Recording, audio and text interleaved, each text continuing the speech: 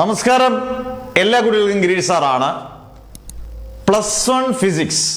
സത്യം പറഞ്ഞാൽ +1 കുട്ടികൾ ഭാഗ്യമാണ്. ഇത് കാണുന്ന +2 ഫിസിക്സുകാരുണ്ടെങ്കിൽ അവർക്കറിയാം ഫിസിക്സും കെമിസ്ട്രിയും ബോട്ടണിയൊക്കെ അവർക്ക് ഇങ്ങനെ ഉണ്ടായിരുന്നു. അവർക്ക് മാത്സ് മാത്രമേ ഉള്ളായിരുന്നു, അത്യാവശ്യം കുഴപ്പമില്ലാത്ത അല്ലെങ്കിൽ നല്ലൊരു എക്സാം.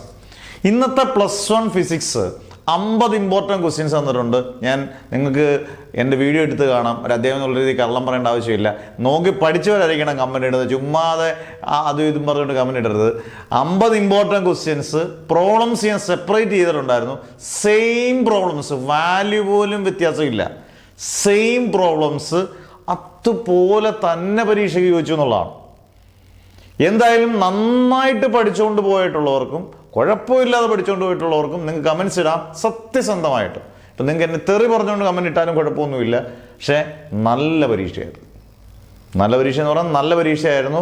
ഇതിന് വലിയ സംഭവബഹുലമായ ക്വസ്റ്റ്യനോ അല്ലെങ്കിൽ സംഭവങ്ങളൊന്നുമല്ല. കറക്റ്റ് പഠിപ്പിച്ച ചോദ്യങ്ങൾ, പ്രോബ്ലംസ് ആണെങ്കിൽ അത് ചോദിക്കുക, അത് അതേപോലെ ചോദിക്കുക എന്ന് പറയുന്നത് ഫിസിക്സിൽ ഇച്ചിരി പ്രയാസം. അത് +2 കൃത്യമായിട്ട് അറിയാം.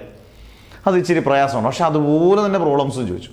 അന്നേരം നല്ല രീതിയിൽ എല്ലാവരും പരീക്ഷ എഴുതിയിട്ടുണ്ടെന്നാണ് വിശ്വാസം. പക്ഷേ ഇവിടെ കൊണ്ടും തീരുന്നില്ല. +1 മാത്സ് കഴിഞ്ഞ വർഷത്തെ ഭീകരനാണ് ഇവൻ.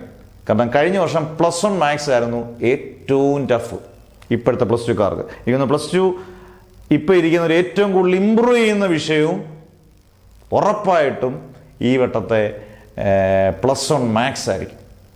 അന്നേരം നല്ലപോലെ സമയമുണ്ട്. 2 ദിവസം 2.5 ദിവസം സമയമുണ്ട്, അല്ലെങ്കിൽ 3 ദിവസത്തിനടുത്ത് മൊത്തത്തിൽ കൂട്ടണമെങ്കിൽ 2.5 ദിവസം എന്തായാലും സമയമുണ്ട്. നല്ല പോലെ ഗംഭീരമായിട്ട് അധ്യാപകർ തയ്യാറാക്കിയിട്ടുണ്ട് ക്വസ്റ്റ്യൻസ്. അതുപോലെ പഠിക്കുക. ഞാൻ ഇതുപോലെ വീഡിയോ ഇടേണ്ട അവസരം ഉറപ്പായിട്ട് നിങ്ങൾക്ക് വരും. പക്ഷെ നിങ്ങൾ നന്നായിട്ട് എല്ലാം കണ്ട് നല്ല വൃത്തിയായിട്ട് പഠിച്ചിട്ട് വേണം പോകാൻ.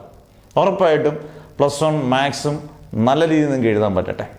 അന്നേരം ഹാർഡ് വർക്ക് ചെയ്യുക. കാരണം ആ പരീക്ഷയുടെ കഴിഞ്ഞാൽ പിന്നെ നിങ്ങൾക്ക് ഒറ്റ പരീക്ഷയുടെ ഉള്ളൂ. +1 തീരുകയാണ്. +2 ഏകദേശം ഒരു പരിധിവരെയൊക്കെ എല്ലാം അവസാനിക്കുകയാണ്. അന്നേരം നന്നായിട്ട് പഠിക്കുക, നല്ല മാർക്ക് കിട്ടട്ടെ എന്ന് പ്രാർത്ഥിക്കുന്നു.